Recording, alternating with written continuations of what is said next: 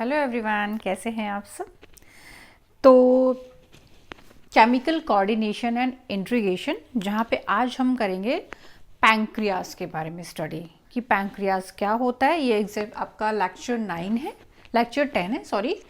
तो एग्जैक्टली हम सारे अभी तक जितना भी पढ़ रहे थे एंडोक्राइन ग्लैंड के बारे में पढ़ रहे थे। अब हम स्टार्ट करते हैं पैंक्रियाज क्या है। पैंक्रियाज जिसका कि दूसरा नाम है अग्न्याशय, ठीक है। Pancreas is a heterocrine gland. अभी तक हमने जितनी पढ़ी थी वो सारी एंडोक्राइन ग्लैंड थी। लास्ट भी जो हम लोगों ने पिट्यूटरी पढ़ी थी वो सब क्या था, दीज आर और आपकी की सारी थाइमस थी वो भी आपकी क्या थी, एंडोक्राइन ग्लैंड थी। लेकिन अगर हम पैंक्रियाज की बात करें तो ये हेटेरोक्राइन ग्लैंड है। हेटेरोक्राइन का मतलब है it have a property of both exocrine and endocrine. जहाँ भी एंडोक्राइन की बात आती है मतलब कि वो पोर्शन हमारी बॉडी में हार्मोन का सेक्रेशन कर रहा होता है। लेकिन हम बात करते हैं जब पैंक्रियाज की, तो पैंक्रियाज क्या है, एक्सोक्राइन। मीन्स इसके पास कुछ ऐसा पार्ट भी है जो एक्सोक्राइन है जो बनाता है एंजाइम, और बाकी जो रिमेनिंग पार्ट है वो है एंडोक्राइन जो कि बनाता है हार्मोन। इसलिए इसको बोलते हैं हेटेरोकाइनेज, ठीक है, हेटेरोक्राइन ग्लैंड, क्योंकि ये मिक्स ग्लैंड है। एक्सोक्राइन प्रॉपर्टी भी है इसके पास जो कि एंजाइम बनाएगा, और एंडोक्राइन प्रॉपर्टी भी है जो कि आपका क्या बनाएगा, हार्मोन का सेक्रीशन करेगा। लोकेशन की बात करें और शेप की बात करें तो आपकी जो पैंक्रियाज का देखो डायग्राम बना है। पैंक्रियाज जो होता है आपके स्टमक के जस्ट बिहाइंड होता है और स्पाइन के इन फ्रंट में होता है। स्टमक के पीछे होता है और आपकी जो स्पाइन होती है उसके फ्रंट में होता है, ठीक है। होता लीफ लाइफ स्ट्रक्चर है, टैडपोल बोल लो या लीफ लाइफ स्ट्रक्चर बोल लो, और ये सराउंड होता है एक तरफ स्प्लीन से और इस एक तरफ आपकी जो आपकी स्मॉल इंटेस्टाइन है वो। अब इसके स्ट्रक्चर की बात कर ले, देखो पैंक्रियाज आपका एक लीफ लाइक प्रोजेक्शन है कुछ इस तरह से, ठीक है। एक तरफ ये कवर अप है आपकी स्मॉल इंटेस्टाइन से और एक तरफ कवर अप है स्प्लीन से, ठीक है। इसके पास में इस तरह से एक डक्ट है जिसको हम लोग बोलते हैं पैंक्रियाटिक डक्ट और डक्ट ऑफ विर्संग, ठीक है, डक्ट ऑफ विर्संग या पैंक्रियाटिक डक्ट। अब इस पैंक्रियाटिक डक्ट के ऊपर ये जो इस तरह की कुछ सेल्स लगी हैं इसको बोलते हैं एकिनर सेल, ठीक है। बहुत सारी होती हैं एकिनर सेल, और इसके साथ ही इसमें लगे रहते हैं islets of Langerhans. Islet of Langerhans, Langerhans scientist ने इनका डिस्कवर किया था, इसलिए इनको बोलते हैं आइसलेट ऑफ लैंगरहैंस। तो इसके पास एग्जैक्टली दो पार्ट हो गए। एक वो पार्ट जो कि ये एकिनर सेल है, ठीक है, और ये है लैंगरहैंस। इसके अलावा इसके पास एक बाइल डक्ट आती है जो कि गॉल ब्लैडर से अटैच होती है, और बाइल का जो भी सेक्रीशन होता है वो यहाँ से आपकी ओपनिंग होती है स्मॉल इंटेस्टाइन में। इसी तरह की जो पैंक्रियाटिक डक्ट है जिसका कि दूसरा नाम है डक्ट ऑफ विल्सन, इसकी जो ओपनिंग होती है स्मॉल इंटेस्टाइन में होती है। अब देखो ये करती क्या है, ये जो पैंक्रियाटिक डक्ट होती है इसके ऊपर जो एकिनर सेल लगी होती है एग्जैक्टली ये क्या है, दीज आर एक्सोक्राइन प्रॉपर्टी। ये हार्मोन नहीं बनाते हैं, ये कुछ डाइजेस्टिव एंजाइम बना रहे होते हैं जो कि यहाँ से जो भी आपका फूड आ रहा होता है उसको क्या करते हैं, डिओडेनम में फूड आ रहा होता है उसको डाइजेस्ट करने का काम करते हैं। इसके अलावा ये जो आइसलेट ऑफ लैंगरहैंस है ये है एंडोक्राइन। ये क्या करता है, हार्मोन का सेक्रीशन करता है। हार्मोन सेक्रेट हुआ इस तरह से एक्सोसाइटोसिस से बाहर आया और ब्लड वेसल में जाके मिल गया, ठीक है। तो ये जो डक्ट ऑफ विल्सन है जितना भी डाइजेस्टिव एंजाइम का सेक्रीशन होता है वो सारा ये डक्ट ऑफ विल्सन या पैंक्रियाटिक डक्ट से स्मॉल इंटेस्टाइन के डिओडेनम में आ जाता है विद द ओपनिंग ऑफ, यहाँ पे जो ओपनिंग होती है वहां से, ठीक है। इसी के साथ में यहाँ पे स्प्लीन है और स्प्लीन जुड़ी है स्प्लीनिक आर्टरी से, ठीक है। अब एकिनर सेल और आइसलेट ऑफ लैंगरहैंस, ठीक है।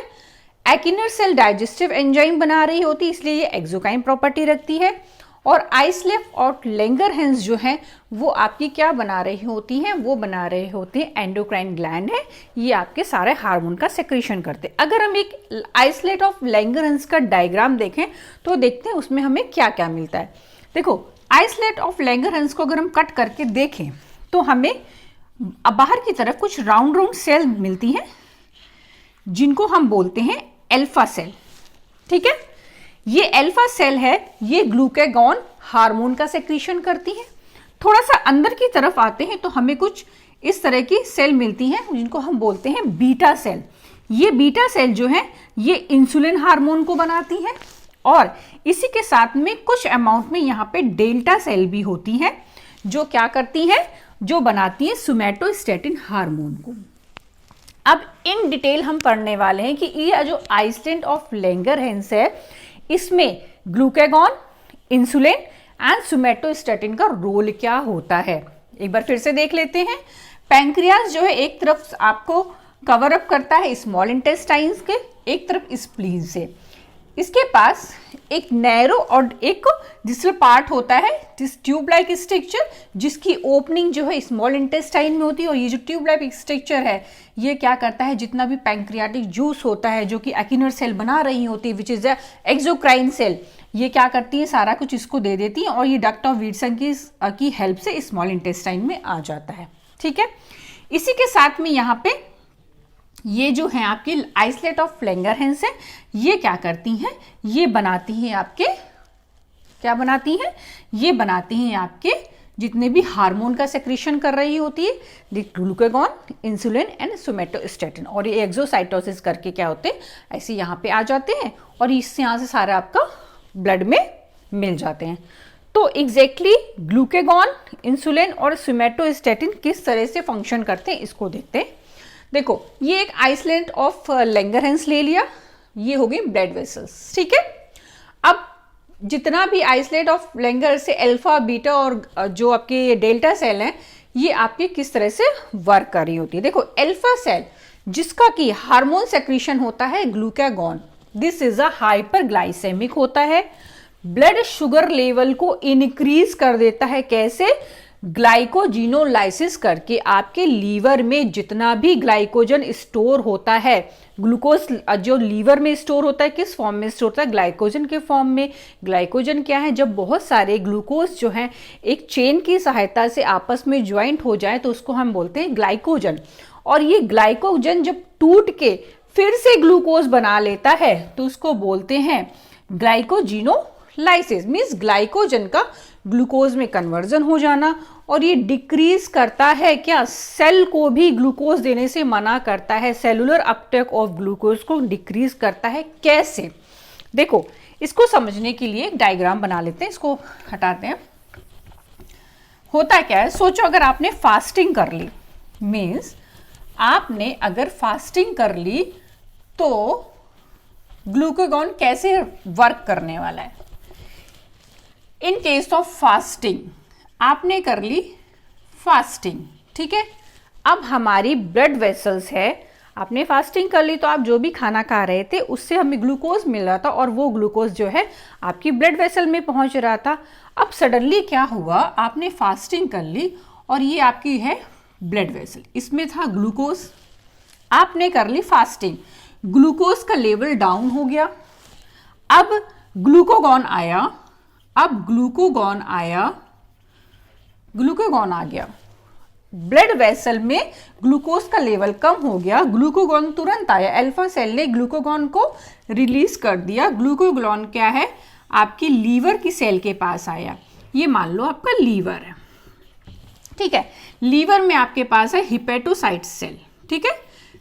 तो यहां पे क्या स्टोर है, यहां पे स्टोर है ग्लाइकोजन, ग्लूकोज लीवर में ग्लाइकोजन के फॉर्म में स्टोर है। ब्लड वेसल के पास ग्लूकोज कम हो गया क्योंकि आपने कर ली फास्टिंग। अब ग्लूकोज कहां से मिले, तो ग्लूकागॉन क्या करता है, ग्लाइकोजन को अपनी प्रेजेंस में तोड़ना स्टार्ट कर देता है। ग्लूकागॉन ने ग्लाइकोजन को तोड़ा तो ग्लूकोज का लेवल ब्लड वेसल में अपटेक हो गया, बढ़ गया। इस वाली रिएक्शन को हम क्या करते हैं, ग्लाइकोजिनोलाइसिस हो गया। मतलब ग्लाइकोजन टूटा ग्लूकोज में, क्यों, क्योंकि हमारी बॉडी को आउटर ग्लूकोज कहीं से मिल नहीं रहा। तो अब ग्लूकोज के लेवल को बढ़ाए रखने के लिए ग्लूकागॉन आया, उसने आपके लीवर सेल से ग्लाइकोजन को तोड़ा और ग्लूकोज में कन्वर्ट कर दिया। इसके अलावा क्या करता है glucagon, cellular Uptake of glucose को बंद कर देता है। मतलब ये कहता है कि भैया ब्लड वेसल के पास ही ग्लूकोज नहीं है पर्याप्त मात्रा में, तो हम सेल को ग्लूकोज क्यों दें। सेल को आप ज्यादा ग्लूकोज दे दोगे तो यहाँ पे कम हो जाएगा। सेल को ग्लूकोज क्यों चाहिए, एटीपी बनाने के लिए, एटीपी बनेगी, ग्लूकोज चाहिए, एटीपी बनेगी। तो ये क्या करता है कि सिर्फ ब्लड वेसल के अंदर ग्लूकोज के लेवल को हमेशा बनाए रखता है। ठीक है, तो ये एग्जैक्टली ग्लूकागॉन जो है वो हाइपरग्लाइसेमिक होता है। अब अगर हाइपरग्लाइसेमिक है आपकी बॉडी में, अगर हाइपरग्लाइसेमिक कंडीशन आ गई, मीन्स ग्लूकागॉन ज़्यादा, आप फास्टिंग रख रहे हो, ज़्यादा से ज़्यादा ग्लाइकोजन को तोड़ रहा है लीवर से और आपकी ब्लड वेसल को दे रहा है, अब ब्लड में तो ग्लूकोज बहुत ज़्यादा बढ़ जाएगा। तुरंत क्या होगा, तुरंत beta cell, islet of Langerhans की बीटा सेल तुरंत इंसुलिन बना लेंगी। अब इंसुलिन देखो क्या करेगी, सेकेंड कंडीशन में इंसुलिन क्या करने वाली, डिक्रीज करेगी ब्लड शुगर लेवल को। ये क्या करता है, इंसुलिन इज ए हाइपोग्लाइसीमिक, ये ब्लड में ग्लूकोज के लेवल को कम करता है। ये हाइपोग्लाइसीमिक होता है और ग्लूकागॉन जो होता है हाइपरग्लाइसीमिक। एक पहली नजर में अगर देखो तो ऐसे लगता है दोनों एक दूसरे के एंटागोनिस्टिक है, बट ऐसा नहीं है। Exactly they both are friend. Exactly ये होम्योस्टैटिस बनाने का काम करते हैं, आपकी बॉडी में इक्विलिब्रियम बनाने का काम करते हैं, साम्यावस्था बनाने का काम करते हैं। एक से अगर ग्लूकोज बढ़ रहा है तो तुरंत आएगा वो ग्लूकोज के लेवल को डाउन करेगा।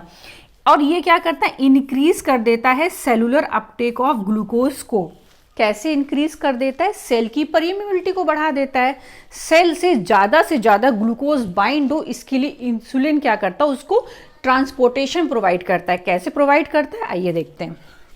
सेकेंड केस में क्या हुआ, ये आपकी ब्लड वेसल है। अब यहाँ पे ग्लूकोज का लेवल हो गया इंक्रीज, क्योंकि ग्लूकागॉन ने ग्लाइकोजन तोड़ तोड़ के तुम्हारी बॉडी में ग्लूकोज जो है ब्लड में वो बढ़ा दिया। अब क्या हुआ, फिर से तुम्हारी जो लीवर की सेल है, जो लीवर वाली सेल है, वो क्या करेगी, ये तुम्हारी लीवर की सेल, यहाँ पे हिपेटोसाइट सेल जो होती हैं वहां पे ग्लाइकोजन स्टोर है। ठीक है, अब यहाँ पे ग्लूकोज का लेवल जो है वो बढ़ गया। अब इंसुलिन आया। अब इंसुलिन कहेगा इससे ब्लड वेसल से कि तुम ज्यादा से ज्यादा ग्लूकोज लीवर के पास ले जाओ। लेकिन कैसे, ये क्या करेगा, इंसुलिन क्या करेगा, लीवर की जो हिपेटोसाइट सेल है उसके पास जाएगा और उससे बोलेगा क्या कि इसके पास जीन पड़े हैं। यहाँ पे इंसुलिन गया और इंसुलिन इसके जीन को एक्टिव करेगा। एक्चुअली कौन सा जीन एक्टिव करेगा, जैसे ही